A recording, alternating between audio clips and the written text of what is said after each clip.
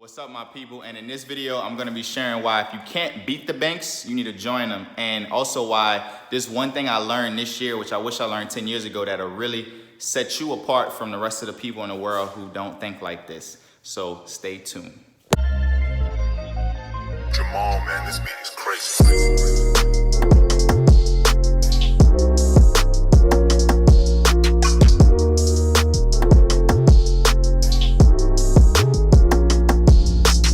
All right, my people. So for those of you who work a job or whether you're self-employed, you will never look at what happens to your money the same once you receive it from your employer or from your client in an invoice. So the first thing that happens if you work a job is you get paid direct deposit, and that goes straight to the bank. And it's usually what's called an ACH fund or deposit.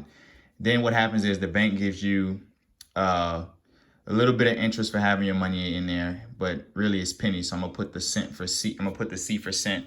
Okay, and the same thing happens as a self-employed person. So you get the invoice fulfilled or whatever you call it, and you get cents back on this end. And so you're collecting pennies, but you're giving the bank all of your money.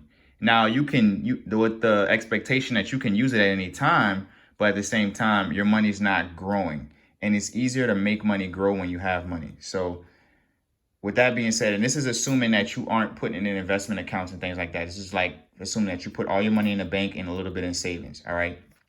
Now, what the bank does, which is so gangster, is they take your money and they go and lend it out. So someone who wants to get a credit card and they don't pay it back on time, so they're going to get money off of that. Then if you want to get a house, well, you usually go through a bank or a financial institution to get that. So then they get an interest off of you in that. And so we can call that interest or commission, however you want to call it.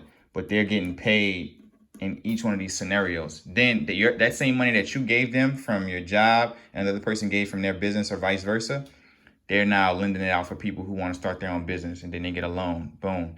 Then the next person, which is the most common, is people who have a car. They usually don't pay it off the first day they have it, so they have to pay what's called a car note or auto loan, and then they pay the bank every month. So everybody is literally working for the bank.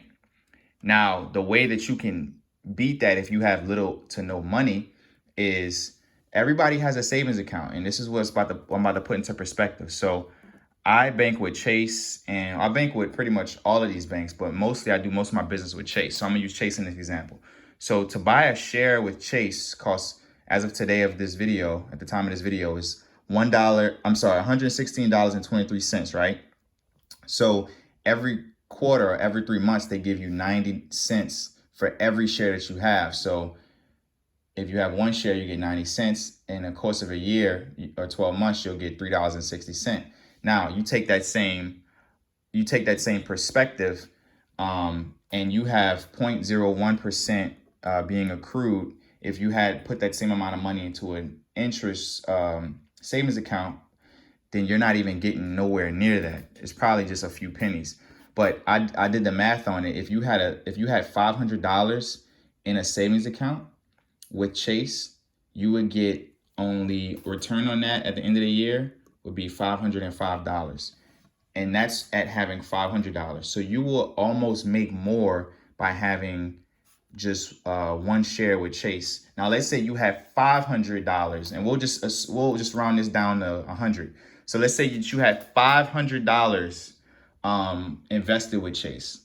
Their goal is to keep you happy, because as an investor, the more that you make, the more you're probably going to invest into them, right?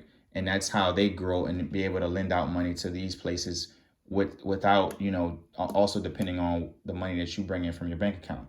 Okay, so now, which is so gangster, they give their shareholders more money than they give the people who's parking their money in the bank. And so if you had $500 invested, you would get $4.50 every quarter. So every 3 months you get $4.50 on that same $500, and that would equal to $18 a year. So here you got $5 a year, and here you would have $518.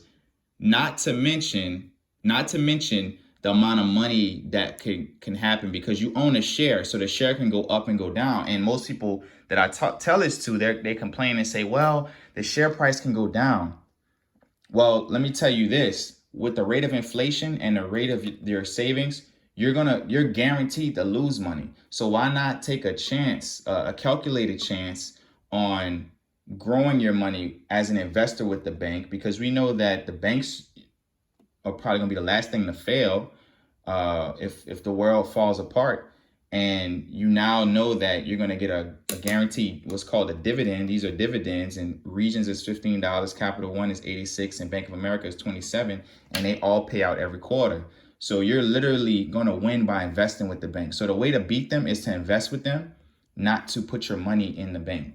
So there's different ways you can do this. Is through Robinhood, E-Trade, Webull. There's several other types of accounts, and I'm no expert at this, but this was a huge epiphany for me because I realized, like, yo, there's no way I could keep up with this. This is a 3 times return, just if nothing else happens, if the stock doesn't grow, if it just is consistent over time, whereas I'm eventually going to be losing money by keeping it in a savings account. So whether you're an entrepreneur or whether you're an employee, you can start doing this immediately, and you don't have to invest a lot of money. You can start small and just see your money multiply. And then you can also use the money that you're making to invest more into other stocks. It doesn't have to be with the banks, but I'm just showing the banks as an example because as a job and as an employee, a job as a self-employed person, you're going to lose money if you just keep putting it in a savings account. You need to be the bank, join them, because you're not going to beat them doing it the traditional way. So I hope this helps. I'm going to put my Robinhood link on the description of this video if you want to, do Robinhood. But there's so many other ways to do it. You don't have to do it through Robinhood. But put a comment. Let me know what your favorite part of this video was. And if it opened your mind up. I found this out this year and it really blew me away. So let me know. I'm curious to know.